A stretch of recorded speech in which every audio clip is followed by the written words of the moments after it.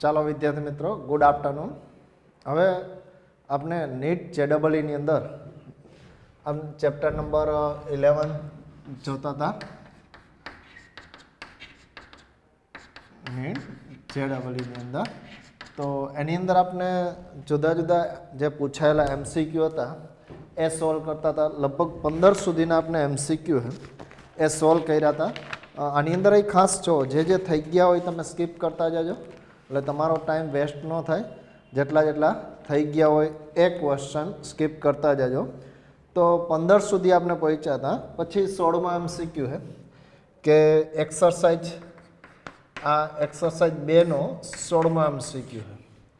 Exercise 2 છે એનો 16માં MCQ છે.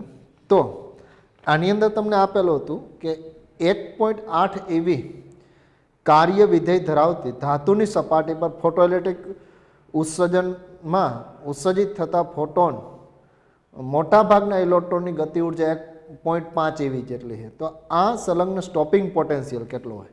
જો મહત્તમ ગતિ, મોટાભાગની ગતિ ઉર્જા 0.5 એવી, એટલે સ્ટોપિંગ પોટેન્શિયલ તમારે મેળવવા મહત્તમ ગતિ ઉર્જા આપી કે મેક્સિમમ બરાબર અહીંયા તમે આપાત ફોટોનની ઉર્જા છે એ જ અથવા કે મેક્સિમમ બરાબર EV0. તો કે મેક્સિમમ જે આપી 0.5 EV, તો EV0 તો V0ની કિંમત 0.5 જ હશે. 0.5 વોલ્ટ જ શક્ય બને, એટલે આ 0.5 વોલ્ટ જ આવશે. મહત્તમ ગતિ ઉર્જા બરાબર EV0, તો મહત્તમ ગતિ ઉર્જા 0.5, આ ઈને અને જૂલમાં ચેન્જ કરો તો 0.5 વોલ્ટ જ તમને મળી જશે. કારણ કે અહીંયા તમારે શું કરવું પડે? 1.6 × 10⁻19 મૂકવા પડે. અહીં ઇલેક્ટ્રોનનો ચાર્જ 1.6 × 10⁻19 આ દૂર થઈ જાય. જૂલ પર કુલમ એટલે વોલ્ટ તમને મળશે. તો એની અંદર ઓપ્શન કયો આવશે? સી ઓપ્શન આવશે. 16માં સી ઓપ્શન. પછી 17મો ક્વેશ્ચન છે કે એમ દળનો રેડિયોએક્ટિવ ન્યુક્લિયસ ન્યૂ આવૃત્તિનો એક ફોટોન ઉત્સર્જિત કરે છે. તો ન્યુક્લિયસ પાછું ધરાવસ્થામાં આવે તો રિકોલ એનર્જી શું હશે? રિકોલ એનર્જી એટલે કે આઘાતને કારણે મળતી ઉર્જા કેટલી હશે? હવે જો કે કોઈ પણ ન્યુક્લિયસ એક ફોટોનનું ઉત્સર્જન કરે, આ ફોટોનનું ઉત્સર્જન થાય તો અહીંયા જો વેગમાન સંરક્ષણનો નિયમ છે કે વેગમાન સંરક્ષણનો નિયમ શું કહે છે કે જેટલું વેગમાન છે એ તો કે ફોટોનને મળે એટલું જ વેગમાન આ ન્યુક્લિયસને મળે, જેનું દળ એમ જેટલું. ફોટોન તો દળ રહિત હશે, એને દળ હશે નહીં. તો અથવા તો તમે એના માટે જો વેગમાન છે એ ફોટોનને મળતું વેગમાન છે P જેટલું હોય, તો આને પણ એટલું જ વેગમાન મળે P' જેટલું અથવા P જેટલું, પણ વિરુદ્ધ દિશાનું વેગમાન મળે. એટલે ફોટોનનું વેગમાન છે, ફોટોનનું વેગમાન કેટલું હશે? તો કે ઉર્જા ફોટોનની છેદમાં તો કે શૂન્યાવકાશમાં પ્રકાશનો વેગ, તો એટલું જ વેગમાન ન્યુક્લિયસને મળશે. એટલે ફોટોનનું વેગમાન બરાબર અહીંયા જો ન્યુક્લિયસનું વેગમાન, તો ન્યુક્લિયસની ગતિ ઉર્જા કેટલી હશે? તો કે ગતિ ઉર્જા જ અહીંયા મળતી હોય, તો ગતિ ઉર્જા કેટલી હશે? 1/mv².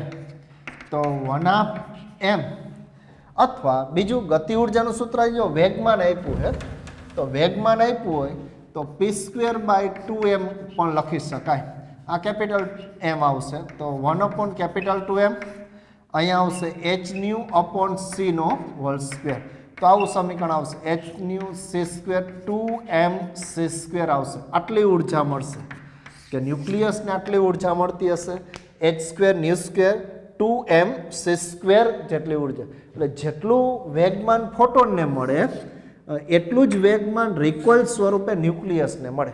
તો ન્યુક્લિયસને મળતું વેગમાન એ ફોટોનના વેગમાન. આ વેગમાન સંરક્ષણનો નિયમ આપણે ગન અને બુલેટ માટેના પ્રશ્ન જોયા હતા કે બુલેટને જેટલું વેગમાન આગળ મળે એટલું જ રિકોઇલ તરીકે, તો કે ગનને પાછળની તરફ વેગમાન મળે. બે વેગમાન ઇક્વલ હોય એટલે ગતિ ઉર્જા તમે આ રીતે નક્કી કરી શકો. તો અહીં રિકોલ સ્વરૂપે મળતી ગતિ ઉર્જા એનર્જી આટલી હશે. આની અંદર 17માં શું આવશે? બી ઓપ્શન આવશે. 17ની અંદર શું આવશે? બી ઓપ્શન તમે કહી શકાય. તો 17માં ક્વેશ્ચનની અંદર બી ઓપ્શન તમે આપી શકશો. પછી 18મો ક્વેશ્ચન છે. 18મા ક્વેશ્ચનની અંદર તમને જો આમ તો ડેવિડસન ગરમનના પ્રયોગમાં ઇલેક્ટ્રોન ગનમાંથી ઉત્સર્જિત થતા ઇલેક્ટ્રોનનો વેગ શાના દ્વારા વધારી શકાય એવું આપ્યું. તો એનોડ અને ફિલામેન્ટ વચ્ચેના સ્થિતિમાન દ્વારા વધારી શકાય. કે આ આખું એક એનોડ છે અને આ કેથોડ છે અને આ એનોડ છે. તો આના માટે જો આમાંથી ઇલેક્ટ્રોન ઉત્સર્જન થાય કિરણાવલી સ્વરૂપમાં, તો આના માટે જો આને ધન સ્થિતિમાને રાખેલું હતું, આને બેટરીના આને તો કે ઋણ સ્થિતિમાને. તો હવે જો અહીંયા ગતિ ઉર્જા 1/2 mv² બરાબર સ્થિતિમાન આવશે ઇલેક્ટ્રોનનું. તો વોલ્ટેજ વધારો તો વેગ વધી શકે. તો એનોડ અને કેથોડ વચ્ચેના સ્થિતિમાન વધારો તો ગતિ ઉર્જા વધે, કારણ કે સ્થિતિ ઉર્જા વધે તો ગતિ ઉર્જાના મૂલ્યમાં વધારો થાય. તો એની અંદર એ ઓપ્શન આવશે 18 ની અંદર. પછી 19મો ક્વેશ્ચન છે. તો 19મા ક્વેશ્ચનની અંદર જો આપ્યું છે કે એક ઇલેક્ટ્રોન માઇક્રોસ્કોપમાં ઇલેક્ટ્રોનનો પ્રવેગ અથવા ઇલેક્ટ્રોનને પ્રવેગિત કરવામાં માટે 25 કિલોવોલ્ટ જેટલા વોલ્ટેજ આપવામાં આવે. તો વોલ્ટેજ 100 કિલોવોલ્ટ કરવામાં આવે તો ઇલેક્ટ્રોનની દ બ્રોગલી તરંગલંબાઈ ખાલી જગ્યા 2 ગણી વધે, 2 ગણી ઘટે, 4 ગણી ઘટે કે 4 ગણી વધે. તો વધઘટ જોતી હોય તો વોલ્ટેજ અને તરંગલંબાઈનો સંબંધ આવો હતો ઇલેક્ટ્રોન માટે 1.227/√v. હવે જો વધઘટ જોતી હોય તો λ2/λ1. તો અહીંયા આ તો અચળ છે, આ ચલિત છે, પણ આનો વ્યસ્ત સંબંધ છે. તો આ 1 આવે તો અંશમાં તો પહેલાં 25 કિલોવોલ્ટ અને પછી 100 કિલોવોલ્ટ. કિલો દૂર થઈ ગઈ 1/4 એટલે 1/2 λ2 λ1. તો λ2 બરાબર λ1/2. તો આનો મતલબ જો પહેલાં કરતાં કેટલી થઈ જાય? અડધી થઈ જાય. તો આનો મતલબ શું થાય? 2 ગણી ઘટે એવું તમે કહી શકો. પહેલાં કરતાં 2 ગણી ઘટાડો થઈ જાય. ઘટાડો કેટલો થાય? 2 ગણો ઘટાડો થાય. તો આ રીતે તમે આપી શકાય કે જે ઘટાડો છે એ 2 ગણો ઘટાડો થશે. એટલે આ તરંગ લંબાઈ છે એ પહેલાં કરતાં ઘટી જાય, અડધી થઈ જાય એવો જવાબ આવી શકે. પહેલાં કરતાં પ્રારંભ કરતાં અડધી થઈ જાય એવો જવાબ આવશે, અથવા 2 ગણી ઘટે તો ઘટાડો થશે અહીંયા એવું તમે કહી શકાય. તો આ રીતે તમે તરંગ લંબાઈ છે એની અંદર ઘટાડો થતો હશે. પછી આની અંદર બી ઓપ્શન આવશે 19માં.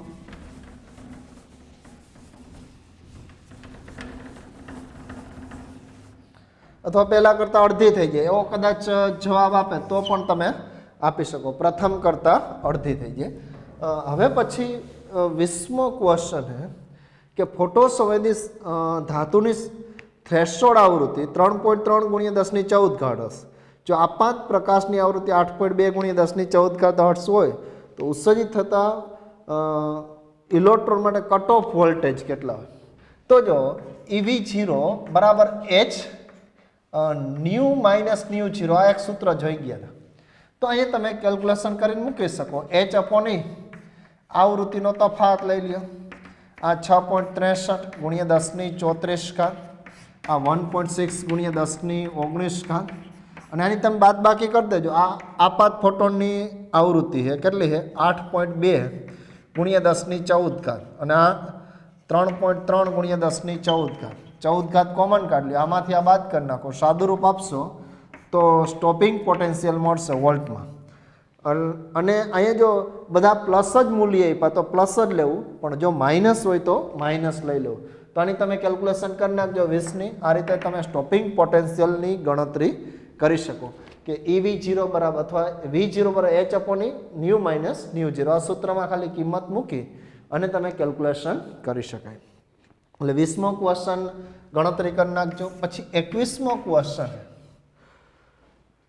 કે હાઇડ્રોજન પરમાણુમાં ઇલેક્ટ્રોનની તેની ઉત્તેજિત અવસ્થામાંથી ધરાવસ્થામાં આવે છે અને ફોટોન સંવેદી પદાર્થનું કાર્ય વિધેય 2.75 eV છે. તો તેના પર અમુક તરંગનો પ્રકાશાપાત થાય છે. તો ફોટો ઇલેક્ટ્રોનનો સ્ટોપિંગ પોટેન્શિયલ 10 વોલ્ટ હોય તો એનની કિંમત શોધો. એન એટલે તો કે કઈ કક્ષામાંથી ઉત્તેજિત થતો હશે. એટલે ધારો કે અહીંયા આપણે હાઇડ્રોજન પરમાણુ લઈ તો ધારો કે આ પહેલી કક્ષા, બીજી કક્ષા, ત્રીજી, nમી કક્ષા, તો આ કક્ષામાંથી આ કક્ષામાં આવે અને HF અથવા Hની ઉર્જા ધરાવતું ફોટોન ઉત્સર્જન કરે અને એ ઉત્સર્જિત થતું ફોટોન ક્યાં આપાત થાય? ફોટો સંવેદી દ્રવ્ય ઉપર. ધારો કે અહીં તમે ફોટો ટ્યુબ આખી રાખી હોય, આ સ્થાન પાસે ફોટો ટ્યુબ આખી રાખી હોય, તો ફોટો ટ્યુબ ઉપર આપાત થાય, કાંઈ દ્રવ્ય અહીંથી આપાત થાય અને અહીંથી ઉત્સર્જિત થશે. તો આના માટે જો કે ઉત્સર્જિત થતા ફોટોનની ઉર્જા છે બે ઉર્જા સ્તરો વચ્ચેના તફાવત જેટલી હોય. ફોટોનની ઉર્જા કેટલી હશે? તો કે nમી કક્ષાની ઉર્જા માઇનસ પહેલી કક્ષાની ઉર્જા. હાઇડ્રોજન પરમાણુ માટે આ સૂત્ર આપી શકાય અથવા તમે આને આમે આપી શકાય 13.6 eV upon n² minus minus plus થશે 13.6 eV થશે. આ eVમાં ઉર્જા આવશે, ટોટલ ઉર્જા જ શેમાં આવશે? eV. તો આ ફોટોનની ઉર્જા આટલી થઈ જશે. હવે જો બીજું તમને કટ ઓફ વોલ્ટેજ ને એ બધું આપ્યું, તો ફોટોનની ઉર્જા માટે એક આ સૂત્ર છે. જો સ્ટોપિંગ પોટેન્શિયલ એટલે શું થશે? તો કે સ્ટોપિંગ પોટેન્શિયલ એટલે hν માઇનસ φ0. તો hν બરાબર જો અને સીધું eVમાં જ મળશે કે અહીંયા તમે જો આ 10 અને ઇલેક્ટ્રોન વોલ્ટમાં ફેરવો 10 વોલ્ટને, તો 10 eV જેટલી જ આવશે આ ફોટોનની ઉર્જા. અને વર્ક ફંક્શન કેટલું છે? 2.75 હે. તો ફોટોનની ઉર્જા આવશે 12.75 આવશે. તો આ બે હવે સરખાવી દેજો. ફોટોનની ઉર્જા મળી ગઈ અને તમને બીજી કઈ ઉર્જા મળી? તો કે બીજી ઉર્જા ફોટોનની ઉર્જા આટલી હશે 12.75. એ આ સૂત્ર ઉપરથી. એટલે આમાં બે ચેપ્ટરનું સંયોજન છે. એક 11મા ચેપ્ટરનું આ સૂત્ર છે. ફોટોનની ઉર્જા આટલી હશે. આ ઇલેક્ટ્રોન વોલ્ટને મતલબ 10 વોલ્ટ અને EV વડે ગુણશો તો 10 EV જેટલી ઉર્જા થઈ જશે. પછી આ 2.75 EV ઉર્જા આ બાજુ આવશે તો EVમાં જ ઉર્જા મળી જશે. હવે તમે જો આ બેને સરખાવશો, આ સૂત્ર અહીં પરમાણુ ચેપ્ટરમાં જોઈએ. ઉત્સર્જિત થતા ફોટોનની ઉર્જા ઉત્તેજિત થતા કક્ષીય ક્વોન્ટમમાં એટલે કે એની ઉર્જા nમી કક્ષાની ઉર્જામાંથી ધરાવસ્થાની ઉર્જા બાદ કરો, પહેલી કક્ષાની ઉર્જા.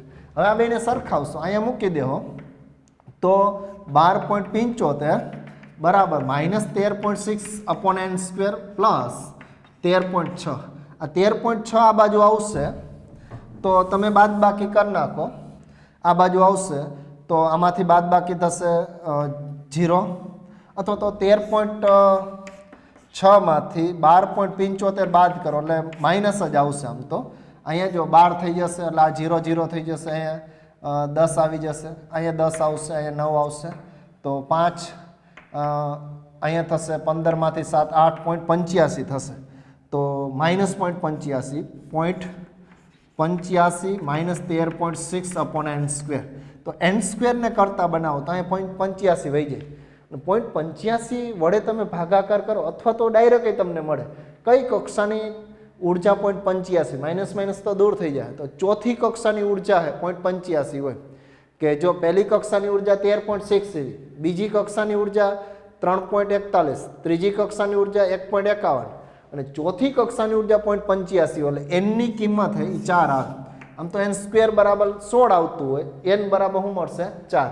તો એનો મતલબ ચોથી કક્ષામાંથી, તો કે આ ચોથી કક્ષામાંથી ક્યાં સંક્રાંતિ થતી હોય? ધરા સ્થિતિમાં. તો આ તમે આપી શકો. આમ તો આ ક્વેશ્ચન મેન્સની અંદર પૂછાયેલો છે.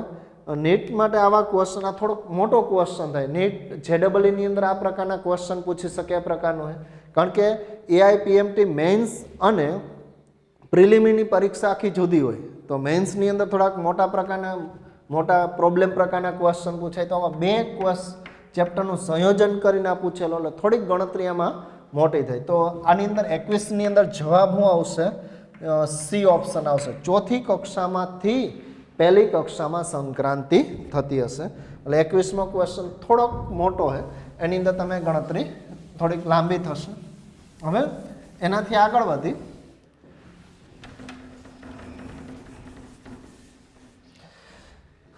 22મો ક્વેશ્ચન છે. તો 22મા ક્વેશ્ચનની અંદર આપેલું છે કે જ્યારે હાઇડ્રોજન અણુમાં ઇલેક્ટ્રોન તેની પ્રથમ ઉત્તેજિત અવસ્થામાંથી સ્થિર અવસ્થામાંથી કૂદકો મારે ત્યારે એક પ્રકાશનું ઉત્સર્જન કરે, જે ફોટો સંવેદી સપાટી પર આપાત થાય છે તો સ્ટોપિંગ પોટેન્શિયલ 3.75 મળે. તો આ પદાર્થની થ્રેશોલ્ડ આવૃત્તિ કેટલી હોય? હવે જો તમને આના માટે એક વસ્તુ આપી કે પ્રથમ ઉત્તેજિત અવસ્થામાંથી સ્થિર અવસ્થામાં કૂદકો મારે. પ્રથમ ઉત્તેજિત અવસ્થા એટલે કક્ષીય ક્વોન્ટમ 2 અને સ્થિર અવસ્થા એટલે કક્ષીય ક્વોન્ટમ 1. આમાં ઉર્જા હોય 13.6 CV અને આમાં હોય 3.41 અથવા 3.40 CV. તો આની અંદર આવશે તો લગભગ 10.2 એવી ઉર્જા ધરાવતું ફોટોનનું ઉત્સર્જન કરે. આ ફોટોનની ઉર્જા કેટલી હશે? 10.2 એવી.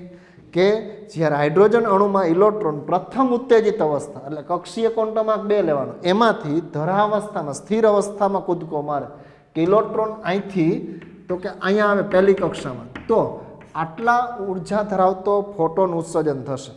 તો આ ફોટોન ફોટો સંવેદી સપાટી ઉપર આપાત થાય કે આ ફોટો સંવેદી સપાટી પર આપાત થાય. તો આના માટે સ્ટોપિંગ પોટેન્શિયલ 3.5 એવી મળે. તો થ્રેશોલ્ડ આવૃત્તિ કેટલી? તો V0 બરાબર જો સીધું તમે h-50 અથવા AV0 તો અહીં કિંમત જ મૂકી દો. ફોટોનની ઉર્જા કેટલી હશે? 10.2 એવી. પછી જો સ્ટોપિંગ પોટેન્શિયલ 3.75 હે, પણ EVમાં જ ચેન્જ કરી દો. આ સીધું EVમાં 3 વોલ્ટ ને EVમાં આટલા જ થશે, -50 અથવા 50 ની જગ્યાએ h-0 થઈ જશે. હવે આ બાજુ જશે તો h-0 બરાબર 10.2 માંથી આ બાદ કરી નાખો. 10.2 માંથી એટલે કે 10.20 માંથી 3.75 બાદ કરી અને પછી ν0 ને તમે સૂત્રનો કરતા બનાવો, h છેદમાં મૂકી દો તો એ તમને મળી જશે આવૃત્તિ મળશે. તો આ એક ગણતરી કરી નાખજો કે આમાંથી આને આ બાજુ લઈ આવો, આમાંથી 10.2 માંથી 3.75 બાદ કરો અને પછી આ EVમાં મળશે. EVને તમે જૂલમાં ચેન્જ કરી અને h વડે ભાગાકાર કરી દો તો આવૃત્તિ તમને મળે. પણ આને જૂલમાં ચેન્જ કરજો એટલે અહીંયા લખી જ નાખું કે 1.6 × 10⁹ અને પછી તો કે આ જે જવાબ આવે એ જવાબને h વડે તમે ભાગાકાર કરી દો તો આવૃત્તિ તમને મળી જશે. એટલે 22મો ક્વેશ્ચન આ રીતે તમે કેલ્ક્યુલેશન કરજો કે આ સૂત્રની મદદથી તમે ગણતરી કરી શકો. પછી 23મો ક્વેશ્ચન હતો કે 23મા ક્વેશ્ચનની અંદર આપ્યું છે કે 200 વોટ કે 200 વોટનો સોડિયમ લેમ્પ 0.6 માઇક્રોમીટર તરંગ લંબાઈનો પીળો પ્રકાશ ઉત્સર્જિત કરે છે. ધારો કે 25% ઇલેક્ટ્રોન અથવા ઇલેક્ટ્રિક ઉર્જાનું પ્રકાશમાં રૂપાંતર થાય છે. તો પીળા પ્રકાશ વડે પ્રતિ સેકન્ડે ઉત્સર્જિત થતા ફોટોની સંખ્યા કેટલી? ફોટોની સંખ્યા. હવે જો 25% જ પ્રકાશમાં રૂપાંતર થઈ જાય તો પ્રકાશમાં રૂપાંતર થતો પાવર ખાલી કેટલો આવે? 200 × 25%. 25% એટલે 200/25 અને 25/100 એટલે 50 વોટ જ ખાલી રૂપાંતર થાય પ્રકાશમાં. અને પાવર બરાબર NH/υ અહીંયા T અને C કહી શકો. અહીંયા એક ન્યૂ આવે અને ન્યૂની જગ્યાએ C/λ આવી જશે. તમારે જો પ્રતિ સેકન્ડે તરંગ લંબાઈ આપી તો આ જ સૂત્ર આવે NH/υ/T. Tની જગ્યાએ C/λ. હવે જો પ્રતિ સેકન્ડે કીધું એટલે આને એમ રાખો N/T ને, તો P/λ/hc. આને તમે n કહી શકો પ્રતિ સેકન્ડે ઉત્સર્જિત થતા ફોટોની સંખ્યા. તો તમારે જો પાવર 50 મૂકી દેવાનો છે, તરંગ લંબાઈ 0.6 માઇક્રોન એટલે 10⁶. આની કિંમત 2 × 10⁻25. તો અહીંયા તમે સાદું રૂપ આપી દો તો આ 3 થઈ જશે 0.3 એટલે 3×5 15 × 10ની બાકીની ઘાત થઈ જશે. પ્રતિ સેકન્ડ આટલા ફોટોન એ ઉત્સર્જિત થતા હશે પ્રતિ સેકન્ડે. 10⁻25 ઉપર જાય તો 19 આવે. આ કેટલી ઘાત આવશે? 19 થઈ જશે. અથવા 1.5 × 10⁻20 ફોટોન પર સેકન્ડ આવે. એકમો આવશે ફોટોન પર સેકન્ડ. તો આટલા આવશે એટલે ઓપ્શન કયો આવશે? 23ની અંદર C ઓપ્શન આવશે કે 1.5 × 10⁻20 ફોટોન પર સેકન્ડ પ્રતિ સેકન્ડ આટલા ઉત્સર્જન થશે. એના પછી 24મો ક્વેશ્ચન છે. તો 24મા ક્વેશ્ચનની અંદર તમને આપેલું છે જો કે 0.25 વેબર/મીટર² ચુંબકીય ક્ષેત્રમાં આલ્ફા કણ 0.83 સેન્ટીમીટર ત્રિજ્યા ધરાવતા વર્તુળાકાર પથ પર ગતિ કરે. તો કણ સાથે સંકળાયેલી દ બ્રોગલી તરંગ લંબાઈ કેટલી? દ બ્રોગલી તરંગ લંબાઈ. તો દ બ્રોગલી તરંગ લંબાઈ એટલે જો mv અથવા p અથવા h/mv. વેગમાન અથવા તો mv મેળવવું પડે. h તો જાણીએ. હવે જો નિયમિત ચુંબકીય ક્ષેત્રમાં કોઈ વર્તુળમય ગતિ કરતો હોય તો એની કક્ષીય ત્રિજ્યાનું સૂત્ર હતું p ના છેદમાં અથવા mv ના છેદમાં qb. તો mv ની કિંમત શું થશે? r/qb. તો આની કિંમત છે, આ કિંમત આ સ્થાન મૂકી દો તો દ બ્રોગલી તરંગ લંબાઈ h/r/qb. હવે જો આ 6.63 × 10⁻34 આવશે. r ત્રિજ્યા 0.83 × 10⁻². આલ્ફા કણનો ચાર્જ કેટલો આવશે? તો આલ્ફા કણનો ચાર્જ 2 ઇલેક્ટ્રોન જેટલો, 2 × 1.6 × 10⁻19. અને ચુંબકીય ક્ષેત્ર કેટલું આપ્યું છે? 0.25 વેબર. 0.25 વેબર. તો આની સાદુરૂપ આપી દેજો. આટલી દ બ્રોગલી તરંગ લંબાઈ હશે. દ બ્રોગલી તરંગ લંબાઈ કેટલી હશે? તો આટલી તમે દ બ્રોગલી તરંગ લંબાઈ કહી શકાય કે દ બ્રોગલી તરંગ લંબાઈ અહીંયા તમે સાદુરૂપ આપશો તો સાદુરૂપની મદદથી મળી જશે કેટલી હશે, અને કેલ્ક્યુલેશન તમે કરી નાખજો. તો આ પણ બે ક્વેશ્ચનનું મિશ્રણ છે. એક આ સૂત્ર અને નિયમિત ચુંબકીય ક્ષેત્ર.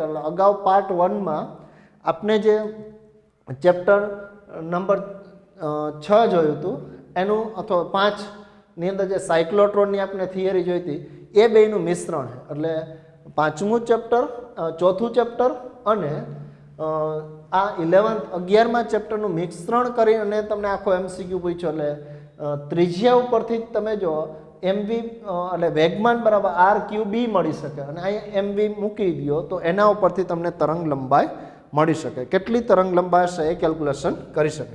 તો આની એક ગણતરી કરી નાખજો ખાસ. હવે પછી આપણે જો 24મો MCQ પછી 25મો MCQ છે.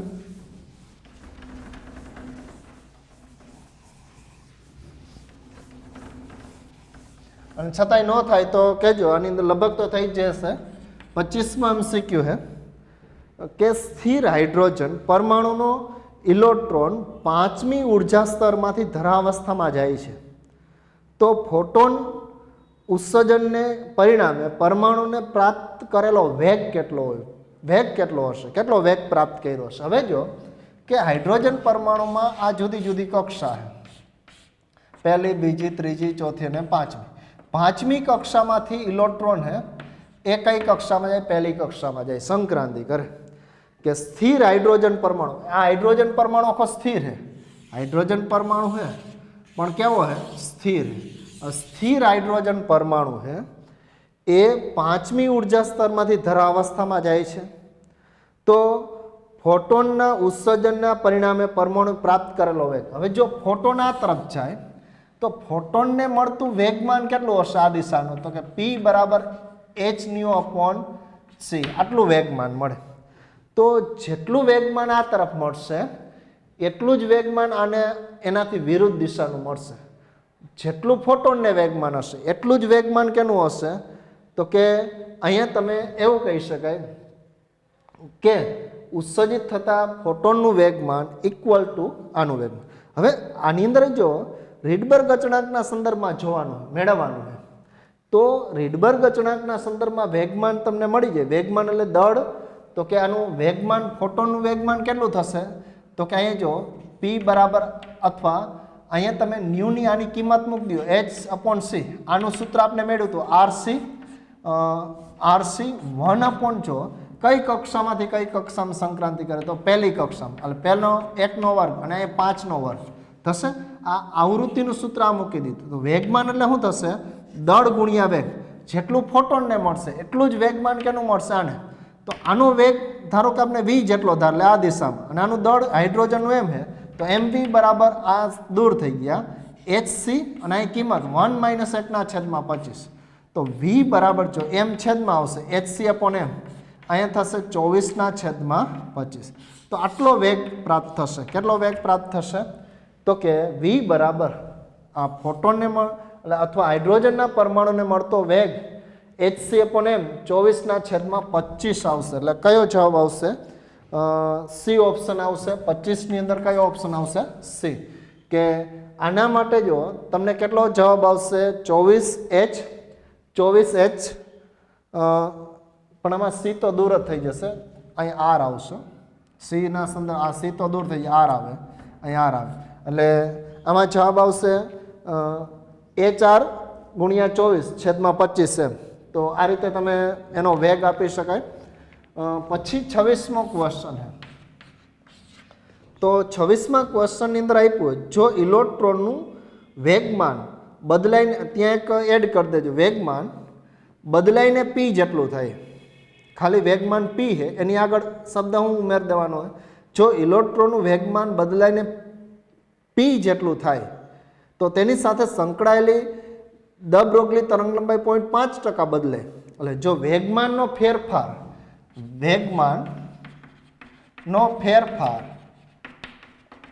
p જેટલો હોય તો ડી બ્રોગલી તરંગ લંબાઈ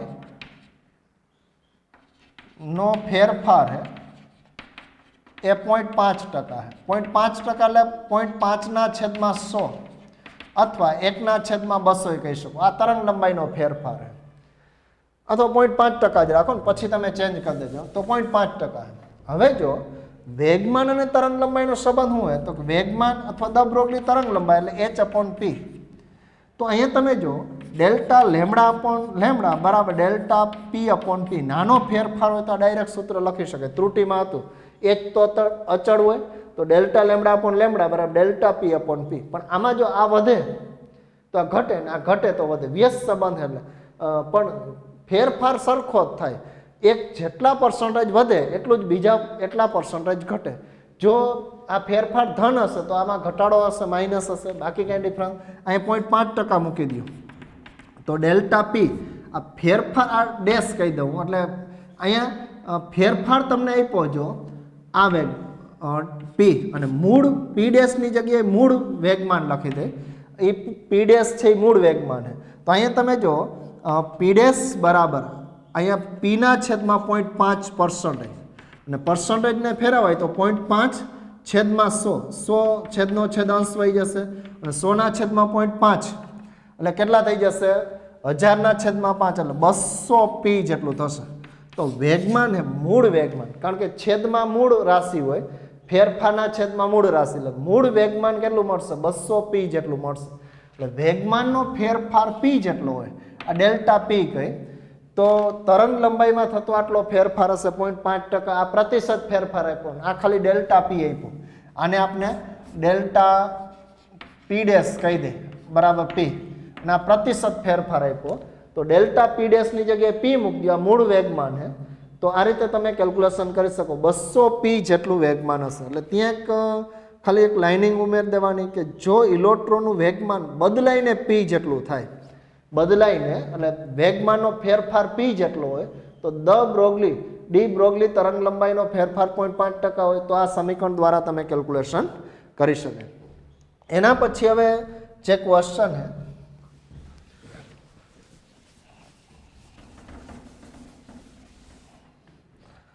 છે પછી 27મો ક્વેશ્ચન છે. તો 1×10⁻14 સેકન્ડ ઇન્વર્સ આવૃત્તિનો ફોટોન આપાત થાય છે. ધાતુની થ્રેશોલ્ડ આવૃત્તિ 5×10⁻13 સેકન્ડ ઇન્વર્સ છે. તો બહાર નીકળતા ઇલેક્ટ્રોનની ગતિ ઉર્જા શોધો. બહાર નીકળતા ગતિ ઉર્જા. હવે જો આવૃત્તિ આપી છે, પછી થ્રેશોલ્ડ આવૃત્તિ આપી, તો એ તો તમને મળી શકશે. આ સૂત્ર ગતિ ઉર્જા કે મેક્સિમમ બરાબર h-hν, આ સૂત્રનો ઉપયોગ કરવાનો. તો આની અંદર જો ફોટોનની આવૃત્તિ આપી છે, થ્રેશોલ્ડ આવૃત્તિ આપી, તો ગતિ ઉર્જા કે મેક્સિમમ તમને મળી શકશે. તો એ ગણતરી કરી નાખજો, ગતિ ઉર્જા જૂલમાં તમને થઈ જશે. પછી 28મો ક્વેશ્ચન છે. એટલે અહીંયા તમે h કોમન કાઢ લ્યો તો હાલશે.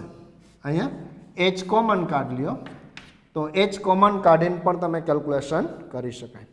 પછી જો h કોમન કાઢીને તમે કેલ્ક્યુલેશન કરી શકશો.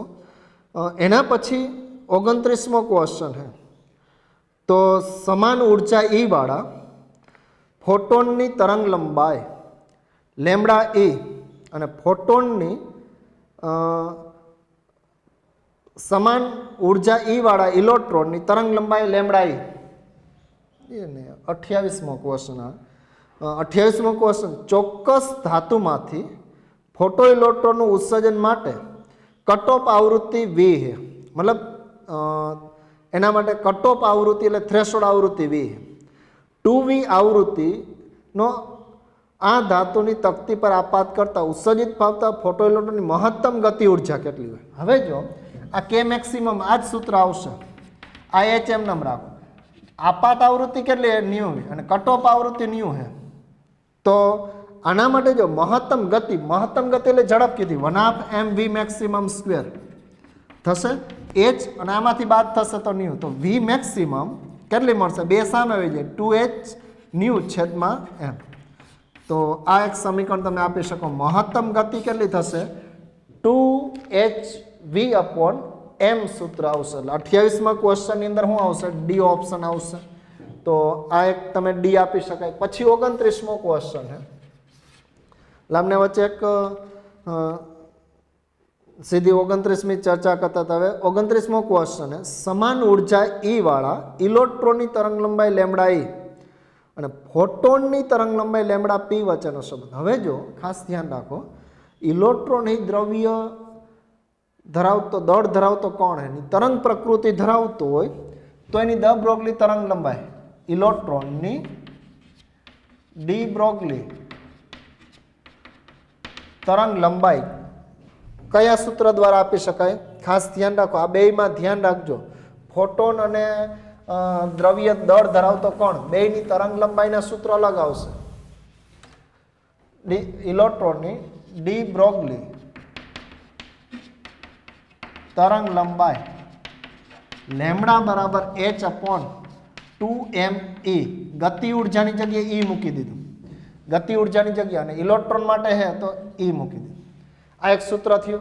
जो एमांथी ऊर्जा ने सूत्रनो करता बनावो तो ई बराबर h अपॉन अहीं जो वर्ग थाय तो 2m लेमडा ई नो होल स्क्वेर। आ एक सूत्र मळे। इलेक्ट्रॉन द्रव्य कण है तो एनी तरंग लंबाईनो सूत्र थाय h अपॉन 2m के नी जग्याए ई लीधुं। हवे जो बीजुं फोटोन नी ऊर्जा, तो फोटोन नी ऊर्जानुं सूत्र शुं है तो ई बराबर h न्यू अथवा तो hc बाय लेमडा અને લેમડા p લખું ફોટોનની ઊર્જા। આ સૂત્ર બેયની ઊર્જા તો સમાન है તો સરખાવી દો એટલે ફોટોન માટે આ સૂત્ર થશે, નાના માટે આ બે સરખાવો તો hc બાય લેમડા p બરાબર h² છેદમાં 2m લેમડા e નો હોલ સ્ક્વેર। તો જો આમાંથી h એક વખત દૂર થશે, બાકી તો બધું અચળ ઉલટાવી નાખો તો લેમડા p अपॉन c અહીંયા 2 લેમડા e નો હોલ સ્ક્વેર છેદમાં h, तो lambda p is proportional to lambda e नो होल स्क्वेर। आवुं थई जशे। तो फोटोन नी तरंग लंबाई इलेक्ट्रॉन नी तरंग लंबाईना वर्गना समप्रमाण, बाकीनुं बधुं अचळ, इलेक्ट्रॉन दળ अचळ, प्लांक अचळांक अचळ, c शून्यावकाशमां प्रकाशनो वेग अचळ, तो बधी ज राशि अचळ हशे। तो आनी अंदर बी ऑप्शन तमे आपी शकाय के 29मो जे क्वेश्चन है एनी अंदर तमे बी ऑप्शन आपी शकाय के फोटोन की तरंग लंबाई इलेक्ट्रॉन की तरंग लंबाईना वर्गना समप्रमाण में हशे। पछी 30मो क्वेश्चन है। तो 30मो क्वेश्चन आम तो तमे उदाहरण जोई गया प्रकारनो, जो कोई कणनो वेग इलेक्ट्रॉनना वेग करता 3 गणो, એટલે इलेक्ट्रॉनना वेग ए इलेक्ट्रॉन करता 3 गणो है અને કણની દ બ્રોગલી તરંગ લંબાઈ ઇલેક્ટ્રોન કરતાં 1.41 × 10⁴ है। तो आ कण कयो हशे? हवे जो वेग है ये 3 गणो है, इलेक्ट्रॉनना वेग करता धारो के आनो वेग 3 गणो वेग है। અને बीजू के द ब्रोगली तरंग लंबाई है, द ब्रोगली तरंग लंबाई कणनी द ब्रोगली तरंग लंबाई इलेक्ट्रॉननी तरंग लंबाई करता 1.814 × 10⁴ लेमडा तो ई जेटलो है। तो कण कयो हशे? न्यूट्रॉन हशे, ड्यूटेरॉन हशे, आल्फा कण हशे, ट्रिटियम हशे। तो ए तमारे केल्क्युलेशन करवानुं है। तो आना माटे जो द ब्रोगली तरंग लंबाईनुं तमे इलेक्ट्रॉन माटे आ सूत्र वेग अने एना संदर्भमां आ सूत्र है।